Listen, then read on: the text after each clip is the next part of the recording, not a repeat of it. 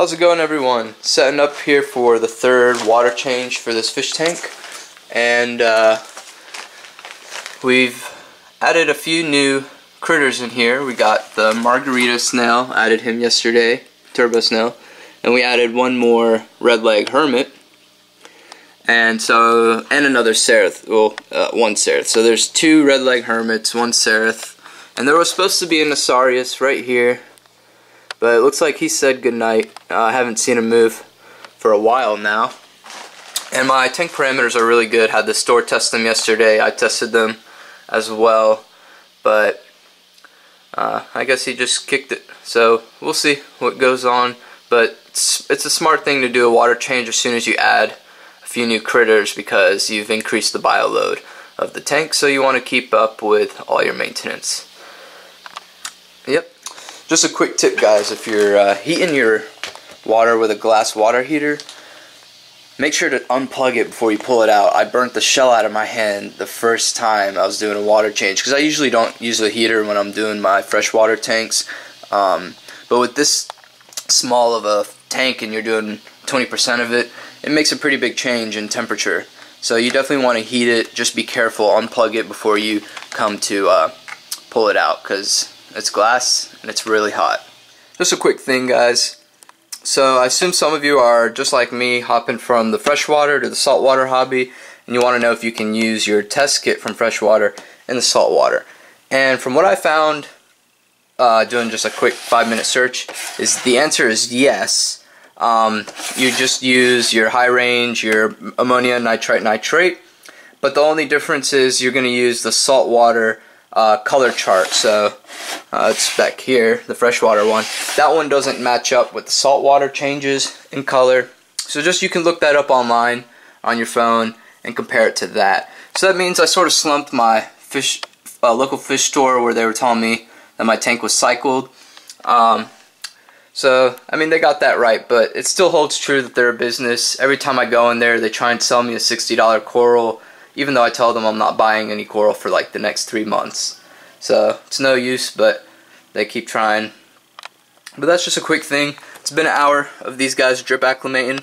I just pulled the dripper off, so we're about to pop them in.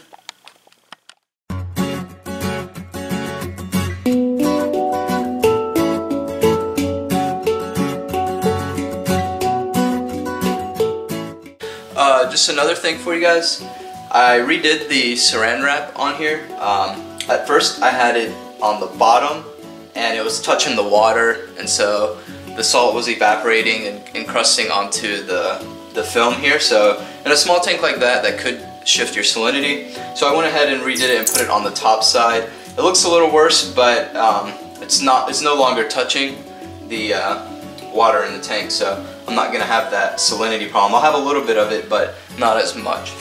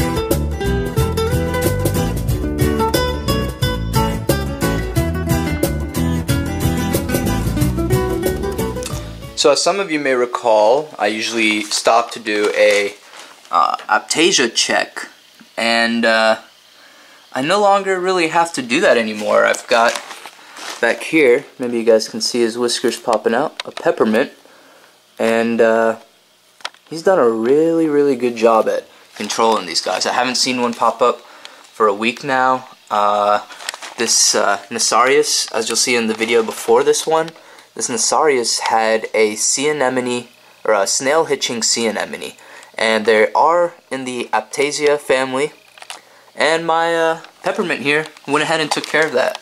So he's doing a really good job at cleaning up the tank, and I really don't think I'm gonna get rid of him. I'm gonna keep an eye on him when I get corals and see how he's treating them. And I really don't think I want to get rid of him, because it's hit or miss to find one that actually eats Aiptasia or anemones, and so I'd like to keep him around just in case any of my corals have any hitchhikers or anything new, any more snails have hitchhikers. He'll be around to take care of them. And he's got a lot of personality. He even bit me yesterday when I put my hand in the tank. So, just something cool about him.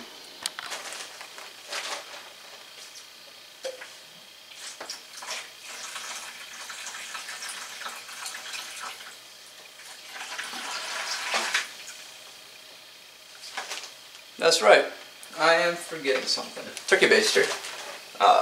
I don't know if you guys can see inside the tank. Let me bring you guys even closer. You need to see how much debris is flying around.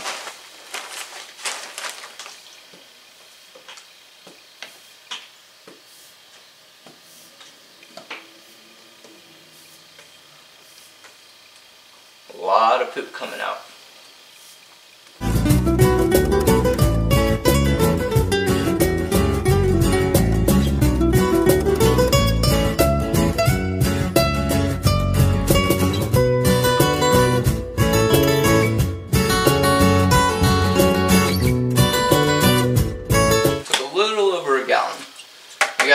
Watch it. I think next time I'm gonna tie a knot in this so that it slows down the flow, so that I can get around and pick everything up. But I didn't really do too good of a job at getting everything, and so that's just something to keep in mind. A little tip for you guys: either get a smaller diameter tubing, or I'm just gonna put a knot through this and cinch it down a little bit to make sure that everything's good there. And this guy is really cool. He's got like feet, you can see them. He's really fast. He's doing laps around the tank. That's, I guess, why they're called the turbo snail. And he's cleaned up every bit of algae that was growing on any of these rocks in the tank. He did that all within 2-3 hours. So 5-gallon tank, one of these Mexican turbo snails is all you need. The Seraph is just in there for a little diversity. He doesn't do much. The Nasarius, he doesn't do much. Maybe because he's dead now, I think. And the red leg hermit crabs, when I start feeding, they'll start doing much. I have been putting in some bloodworms in for this guy, the peppermint, because I don't see any Aiptasia. That doesn't mean that he's not eating some, but I just want to make sure that he's got a little bit of food just in case he's not getting fed in there. So now, just do, you know, regular maintenance. Usually it takes me about 35-40 minutes to clean out the tank. You can see I siphoned up some sand, so just something to think about when you come to siphon out your water. Use a smaller diameter tubing or something along that line. But yep, usually just come by and do a check for all this stuff in here. And if you want to take it a little extra, you can use something like this, like a bottle brush. And this one's too big, but we won't use it on there. Usually I just clean out the pump slits with it. But there's really not much maintenance that goes along with this tank. That's why I really like it. And the time taken, a lot less than cleaning a 30 or 40 gallon. So that's all good. Pretty sure this is good. Yeah, that's doing good. And last thing would be like this. I'm gonna go ahead and buy a new set of bottle brushes, for like a bunch of smaller ones. That way I can stick some through here, get that emptied out with that whatever that's building up in it, and then take the carbon out. Just give it a good rinse if anything is on there. And same with the ceramic. Oh man, splashed. Alrighty. Ooh, got a lot of stuff growing right there. We'll get that cleaned up.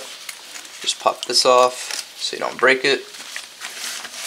And just get it in there, squeeze it around, clean it off.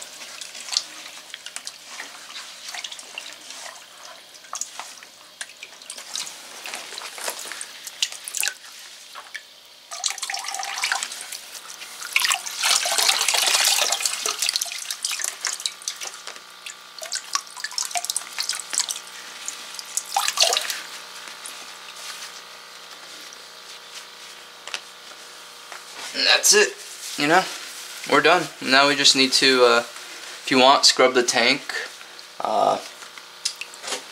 Can go ahead and do that. I guess it was the other way around.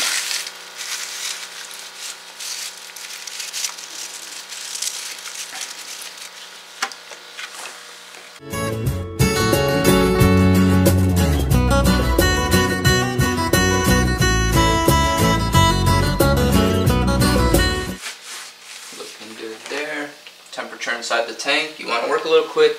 It's dropped down to 78. Some reason I can't get the temperature in this tank around 78 unless there's no heater. So I'm going to play around with that before I get coral and keep track of what's going on there. We want to check out the Nasarius. So let's go ahead and pick him out.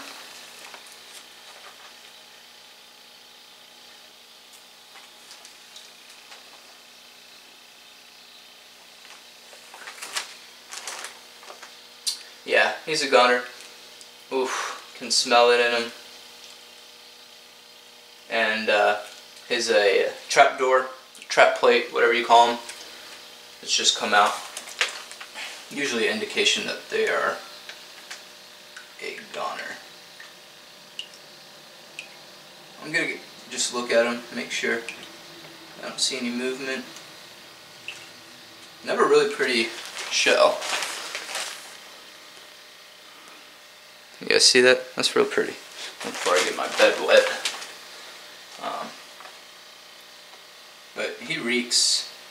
I'm just gonna end up cleaning the shell out and let it dry up, and then I'll throw the shell, the empty shell, back in, so that I don't know, maybe the Seraph would like to live in this at one point. It's smaller than his shell right now, so I don't see why he would do that, but it's a possibility for him. But the way it smells, definitely dead. And so it was a good idea. Do a water change, pull him out, make sure that my parameters don't get skewed. So I'll probably boil it just to get it nice and cleaned up. Boil it in some like salt water would be good.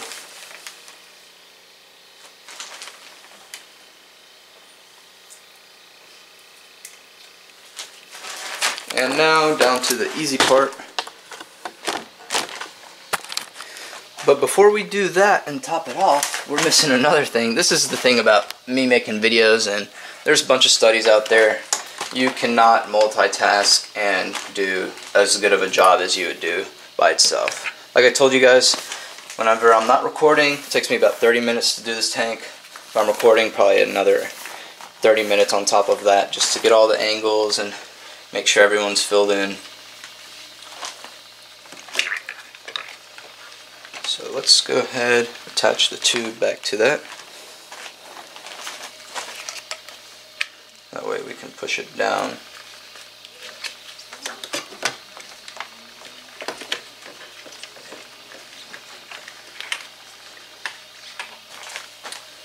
Alright.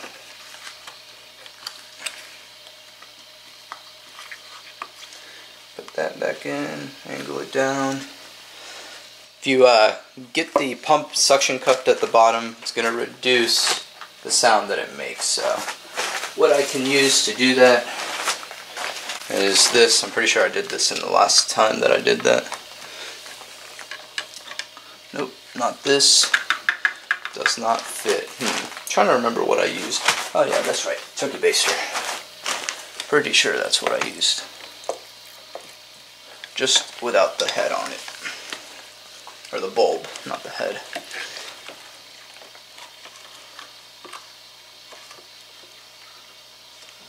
And don't press too hard. You don't want to risk cracking the glass, even though that's pretty difficult to do, but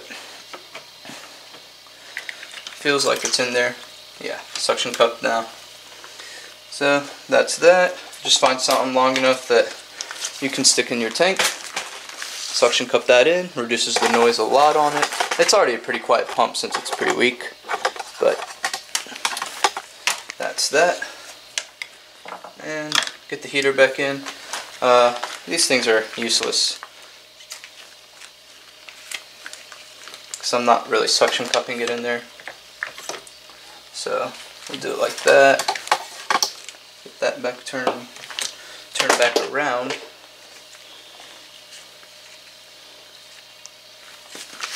Alright, so pump's in place, heater's in place. Put the thermometer back in there. And top it back off. This may seem intuitive. Don't use your glove to unplug anything. You risk getting water and shorting the circuit. So that's that. Definitely don't have enough water in here. Didn't realize that I took out more than a gallon. That's fine. A little bit of unheated water won't hurt.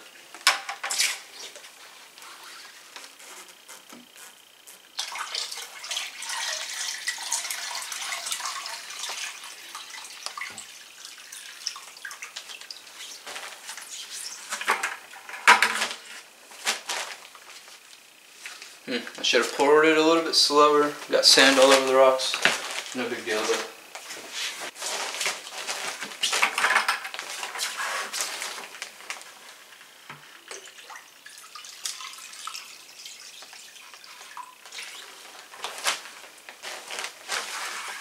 And that does it. It's topped off. Go ahead and use the magnet.